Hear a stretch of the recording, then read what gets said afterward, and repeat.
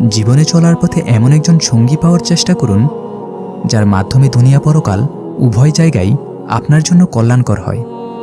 জীবনসঙ্গী শুধু আপনার দুনিয়াবী সঙ্গী নয়, পরকালেরও বটে। এই সঙ্গীর মাধ্যমে জান্নাত লাভ করা আপনার জন্য অনেক সহজ, আবার জাহান্নামী হওয়াও সহজ হবে।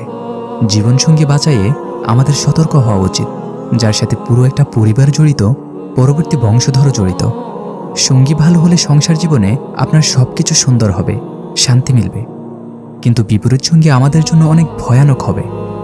জীবনসঙ্গী বাছাই করার ক্ষেত্রে দিনকে প্রাধান্য দিন। আপনি নিজে দিনহীন হয়ে দিনদার জীবনসঙ্গী বাছাই করতে যাবেন না। মনে রাখবেন, এখানে পরের হক জড়িত। শুরুতে নিজে দিনদার হন, তারপর দিনদার জীবনসঙ্গী বাছাই করুন। দুনিয়ায় চলার পথে দুজনের চিন্তা ভাবনা, মন মানসিকতা এক হয়ে গেলে বিশ্বাস করুন, দুনিয়াবী জীবনে আল্লাহর সন্তুষ্টি অর্জন করা সহজ হয়ে যাবে।